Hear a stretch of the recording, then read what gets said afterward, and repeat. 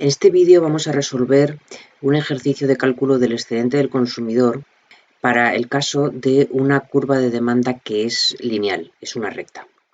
El enunciado del ejercicio nos da directamente la curva de demanda directa de un consumidor, que nos dice que es 9 menos P sub 1, y nos pide obtener en primer lugar el excedente del consumidor derivado del consumo del bien cuando el precio de este bien es de una unidad monetaria y representar gráficamente el excedente de este consumidor.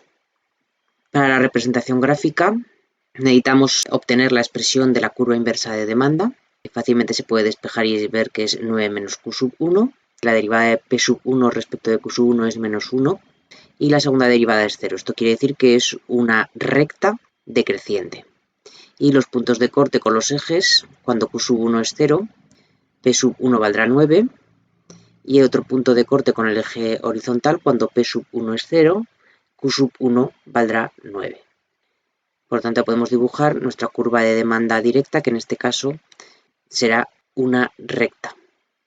Para el precio que nos dan de una unidad monetaria, sustituyéndolo en la curva de demanda directa, tenemos que la cantidad demandada por el consumidor va a ser 8 unidades físicas. Por lo tanto, representando gráficamente, ahí tenemos ese punto de equilibrio. Y ahora, para representar gráficamente el excedente del consumidor, acudimos a la definición del concepto de excedente del consumidor, que es la diferencia entre el precio que está dispuesto a pagar por cada unidad, que viene dado por la curva de demanda, y el precio que realmente paga, que es en este caso una unidad monetaria. Por tanto, gráficamente es el área entre la curva inversa de demanda y el precio de una unidad monetaria. Es todo el área que aparece sombreada en azul. Analíticamente, como ahora tenemos que la curva de demanda es una recta, pues el área del excedente del consumidor coincide con el área de un triángulo. El área de un triángulo es base por altura dividido por 2. Tenemos que la base va a ser Q sub 1 super 0, que es 8 menos 0, multiplicado por la altura, que es 9, el punto de corte con el eje vertical, menos el precio, 1, todo ello dividido por 2. Por lo tanto, tenemos que es 8 por 9 menos 1, que es también 8, por lo tanto, 8 por 8, 64 dividido por 2, 32. El excedente del consumidor para un precio de una unidad monetaria es de 32 unidades monetarias.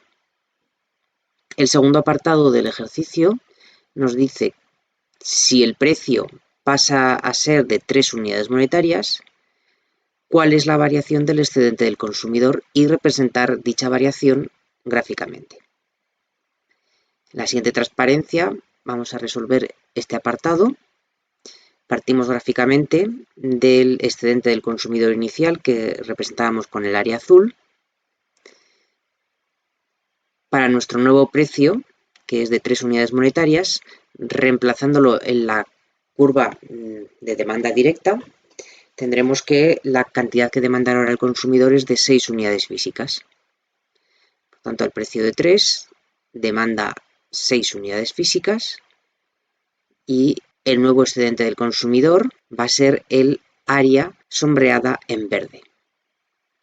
Por lo tanto, existe una diferencia entre el excedente del consumidor inicial, que era todo el área grande que aparecía en azul, menos el nuevo excedente del consumidor, que es el área en verde. Por lo tanto, esta diferencia, que es el área que aparece ahora sombreada en rojo, será la variación del excedente del consumidor, que va a ser una pérdida de bienestar, porque va a consumir menos unidades, pasa de 8 a 6 unidades, pero además estas 6 unidades las va a pagar a un precio mayor porque en vez de pagar a una unidad monetaria va a pagar al precio de 3 unidades monetarias. Para calcular numéricamente la variación en el excedente del consumidor, calculamos la diferencia entre el excedente del consumidor final y el excedente del consumidor inicial. El excedente del consumidor inicial, en la anterior transparencia, ya habíamos obtenido que era 32 unidades monetarias. Calculamos ahora el excedente del consumidor final, que vuelve a ser el área de un triángulo, luego base por altura dividido por 2. La base, en este caso, va a ser 6 unidades físicas, multiplicado por la altura, que es la diferencia entre el punto de corte 9 menos el nuevo precio, que es 3, por lo tanto 6. Tendremos, por lo tanto, en el numerador 6 por 6, 36, dividido por 2. El excedente del consumidor final va a ser 18. Ya nos podemos ir otra vez a la variación del excedente del consumidor. Ya tenemos que es la diferencia entre el excedente del consumidor final, 18, menos el excedente del consumidor inicial, 32. Por lo tanto, vamos a tener una diferencia negativa de menos 14 unidades monetarias. Esta variación del excedente del consumidor también se puede calcular a partir de la representación gráfica. Si observamos la zona que aparece sombreada en rojo, que es la variación del excedente del consumidor, se puede dividir en dos polígonos. El primero de ellos es un rectángulo, cuya base es la diferencia entre Q sub 1, super 1, 6 y 0, y la altura es la diferencia entre los precios, 3 y 1. Y el segundo polígono es el área del triángulo, cuya base es Q sub 1 super 0 menos Q sub 1 super 1, multiplicado por la altura, que es la diferencia entre los precios, P sub 1 super 1 menos P sub 1 super 0, y todo ello dividido por 2. Por lo tanto, el primer término sería 3 menos 1 multiplicado por 6, y el segundo término, el área del triángulo, que sería 8 menos 6 multiplicado por 3 menos 1 y dividido por 2. Si resolvemos numéricamente, tenemos que esta variación del excedente del consumidor nos da 14 unidades monetarias. Que en este caso obtenemos un valor positivo de la variación del excedente del consumidor, pero se debe a que estamos partiendo del análisis gráfico. Cualquier área tiene que ser positiva.